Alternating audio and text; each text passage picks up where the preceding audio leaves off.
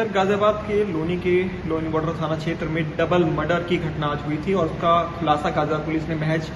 2.5 से 3 घंटे में कर दिया। क्या पूरा घटनाक्रम रहा था और इस घटना को कारित करने के पीछे कौन था? देखिए, आज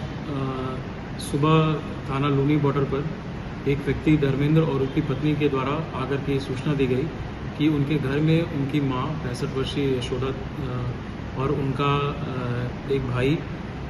विजेंद्र कुमार, जिसकी उम्र करीब 37 वर्ष होगी, उनकी डेड बॉडी पड़ी हुई है। और साथ में ही इस व्यक्ति ने, धर्मेंद्र ने ये भी बताया है कि संभवतः उनके घर में कुछ चोरी इत्यादि की घटना कारित की गई है और उसके पश्चात ये हत्या कारित की गई है। सूचना प्राप्त होते ही तत्काल पुलिस टीम द्वारा घटनास्थल पर पहुंचकर सभी तथ्यों का अवलोकन किया गया, सभी साक्ष्य देखे गए, सभी scientific evidence, field unit, dog squad इत्यादि के माध्यम से एकत्रित किए गए और घटना का अनावरण करते हुए ये प्रकाश में आया कि इस हत्या को कारित करने वाला कोई और नहीं, इन्हीं का इसी मृत महिला का ये बड़ा बेटा धर्मेंद्र, जिसने सुबह ये सूचना दी थी, उसी ने हत्या कारित करी है। हत्या कारित करने के पीछे का मोटिव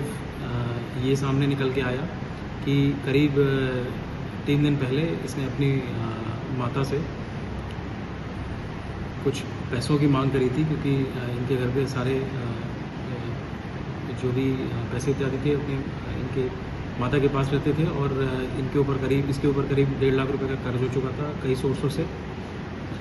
जिसको उस पैसे को देने के लिए इसकी माता ने क्लियरली इसको मना कर दिया था। इसके साथ साथ इनके घर में ये भी बात चल रही थी कि संभवतः इसको अन्य संपत्ति इत्यादि से बेदखल किया जा सकता है इस लड़के को। इन्हीं सभी चीज़ों का रोष रखते हुए कल रात्रि में काम से लौटने के बाद जब ये आया और जब इनके सारे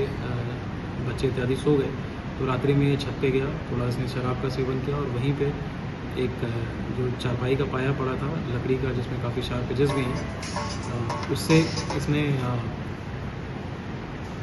इस अपनी माता को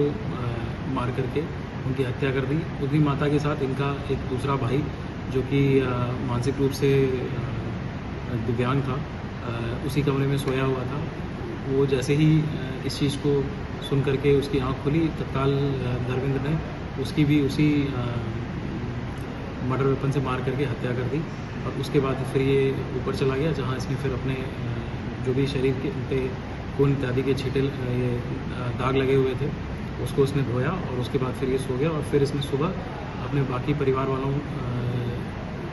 को ये बताया कि इनकी माता और इसके भाई की डेड बॉडी पड़ी हुई है और उसके बाद इसने पुलिस को इस तरह की सूचना दी।